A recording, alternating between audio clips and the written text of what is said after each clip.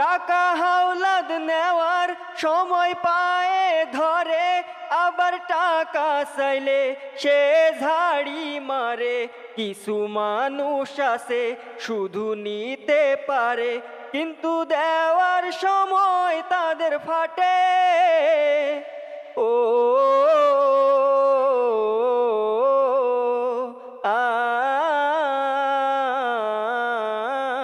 আমার বাড়ি কিছু টাকা ছিল, একজন হঠাৎ করে হাওলাদ নিল।